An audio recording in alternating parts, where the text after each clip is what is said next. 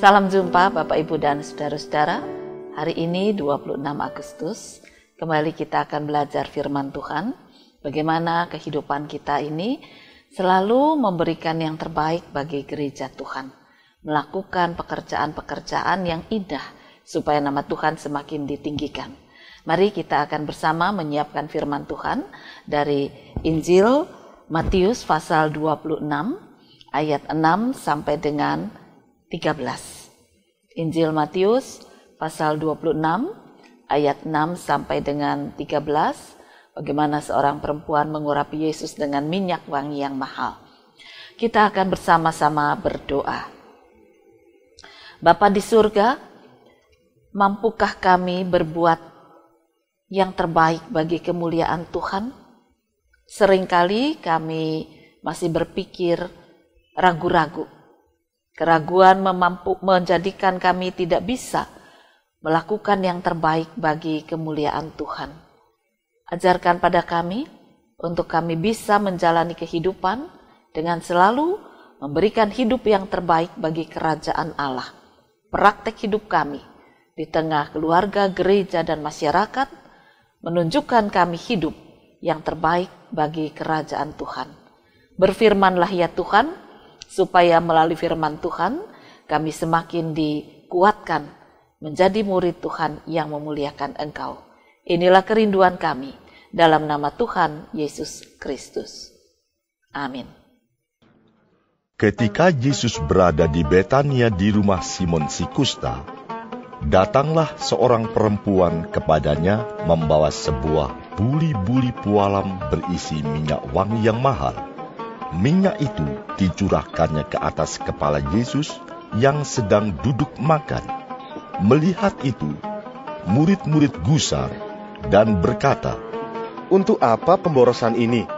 Sebab minyak itu dapat dijual dengan mahal, dan uangnya dapat diberikan kepada orang-orang miskin."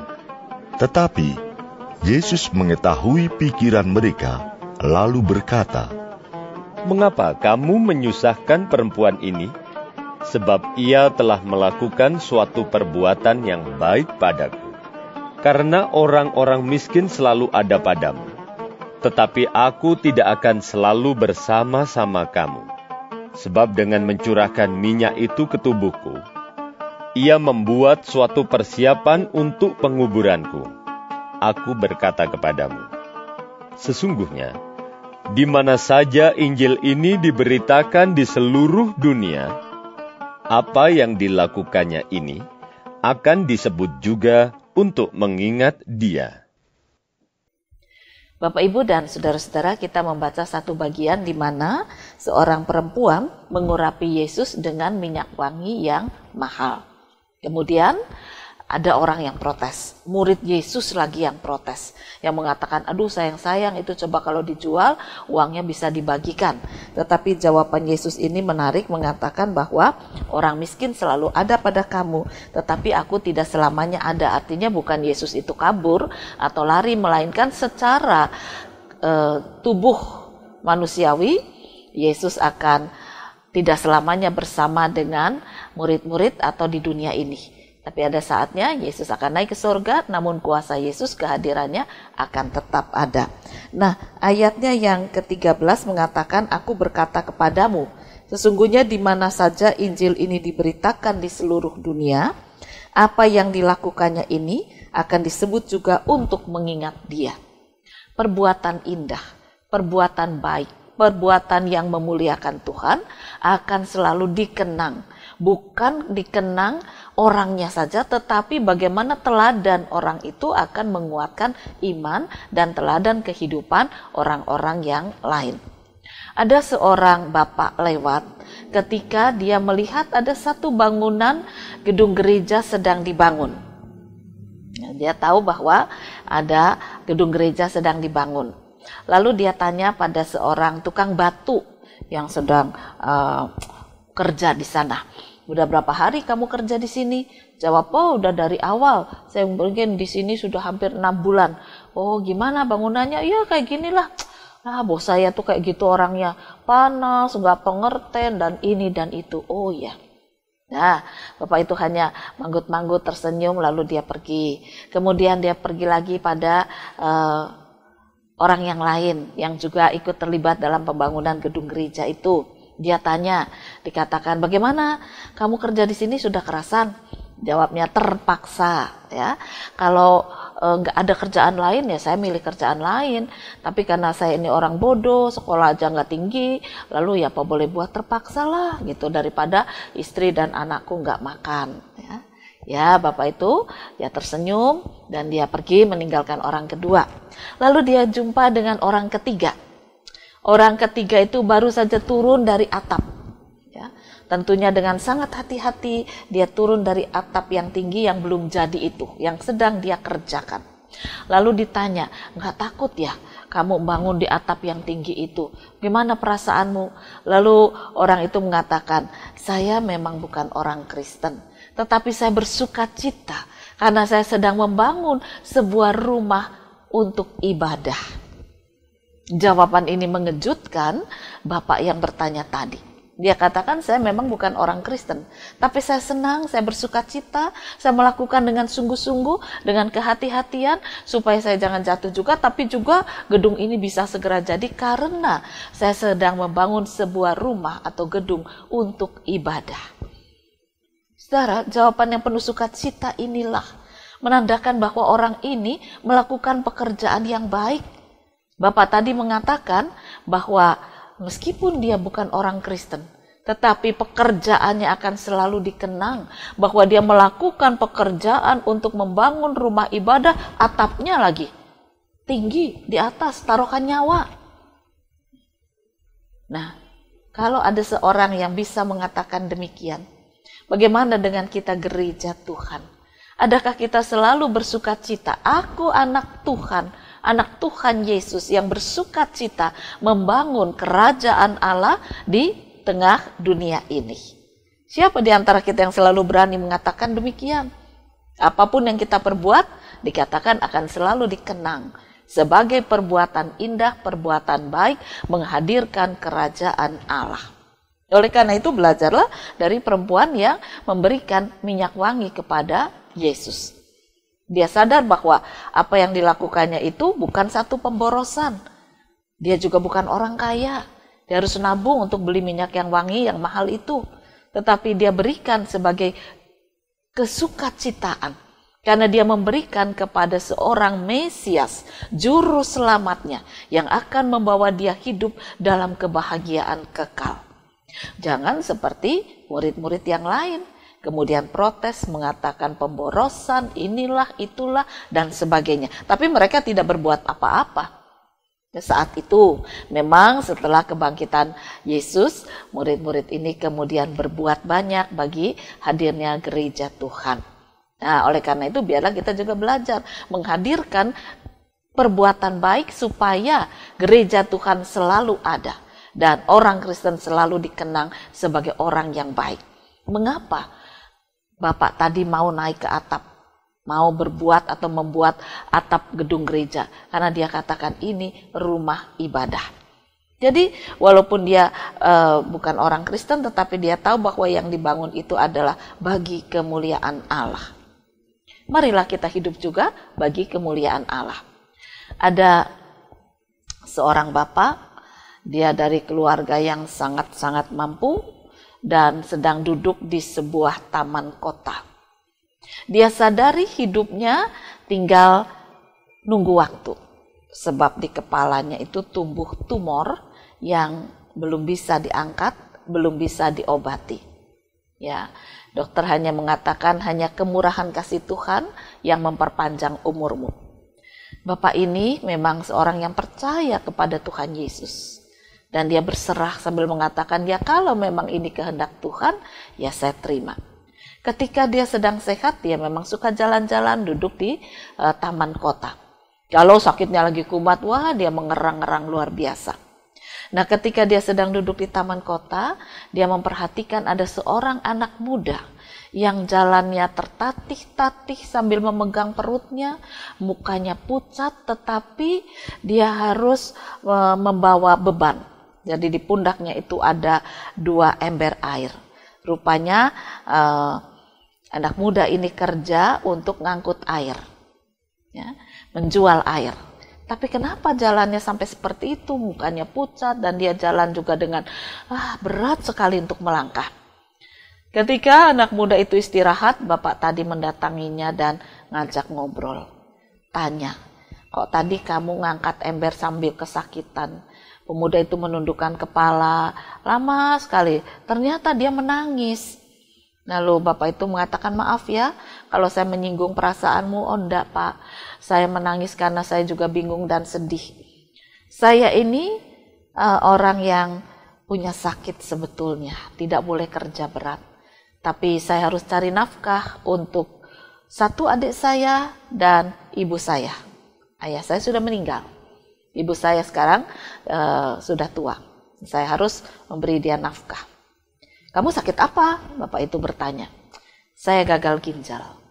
Anda bisa bayangkan orang gagal ginjal kerjanya ngangkut air, ya betapa berat dan sakitnya. Tapi itu dikerjakan karena dia harus punya uang untuk bisa menafkahi ibu dan adiknya. Bapak itu hanya diam saja, ya dia katakan saya juga sakit sebetulnya. Sekarang saja kebetulan tidak terlalu berat. Tapi di kepala saya ini ada tumor yang tidak bisa untuk diobati. Tapi mari kita bersama-sama mencari kekuatan di dalam Tuhan.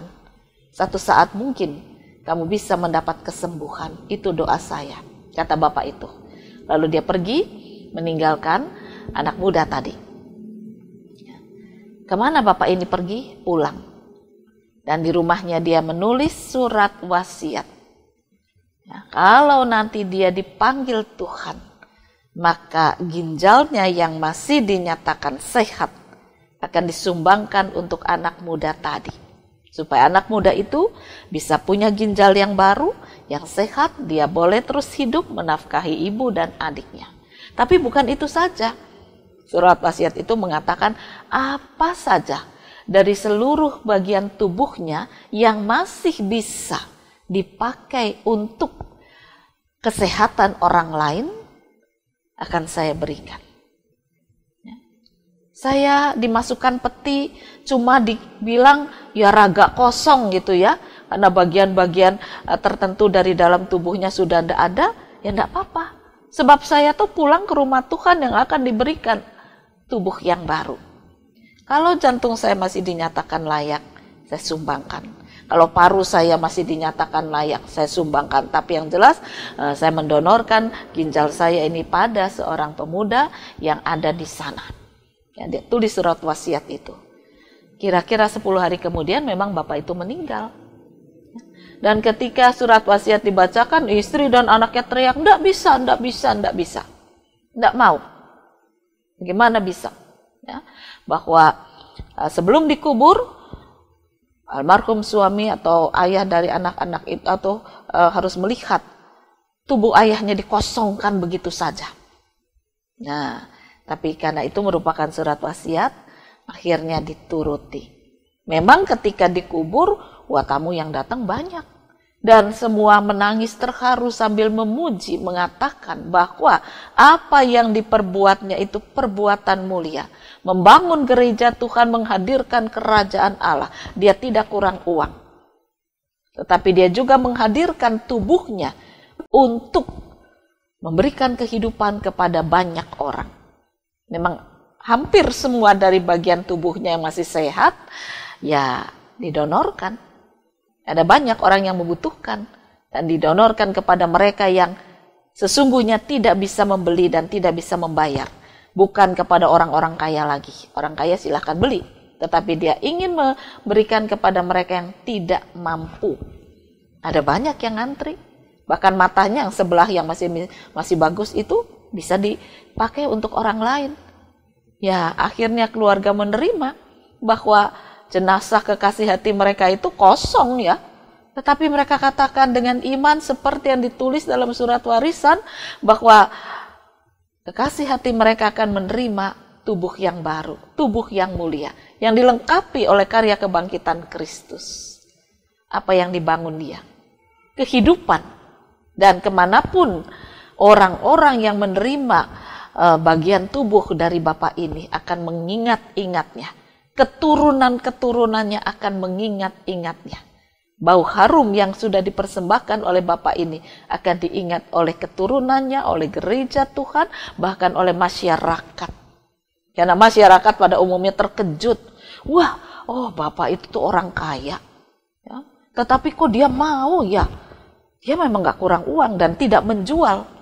Kalau ada orang yang menjual, tidak. Tapi dia katakan dia tidak menjual. Dua contoh ini sangat menarik. Yang satu tadi membangun gereja Tuhan. Gedung gereja Tuhan. Yang satu membangun gereja Tuhan secara nyata. Menghadirkan kehidupan Kristus di tengah masyarakat. Diharapkan orang-orang yang menerima donor ini bisa mengenal kasih Kristus. Mengapa Bapak ini mau memberikan tubuhnya? Karena dia mengingat bahwa dia akan dihidupkan kembali oleh Kristus.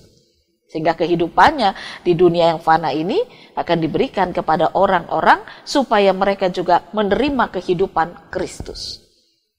Kemanapun orang yang menerima donor ini pergi, mereka akan mengingat kasih Kristus. Nah, oleh karena itu mari sekarang kita belajar menjadi orang yang rendah hati di hadapan Tuhan. Supaya perbuatan kita ini selalu melakukan perbuatan yang indah, yang bagus, yang akan dikenang bukan karena kita, tetapi karena gereja Tuhan harus ada dan harus dibangun. Orang akan tetap mengingat. Mungkin sampai hari ini ada banyak orang yang pernah memberikan tanahnya untuk dibangun gedung-gedung gereja. Ya. Tapi apakah keluarganya juga masih, keturunan keluarganya ini masih juga ikut ambil bagian di dalam pembangunan gereja Tuhan?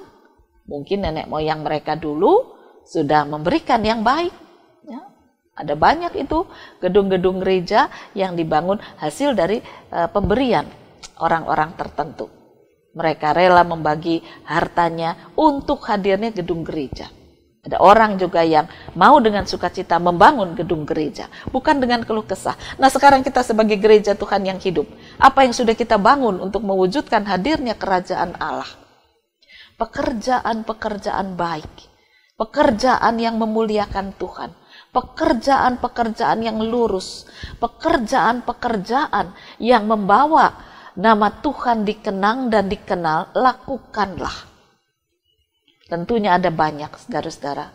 Kita bisa pergi ke rumah-rumah di mana ada kemiskinan di sana, di mana ada tangisan di sana.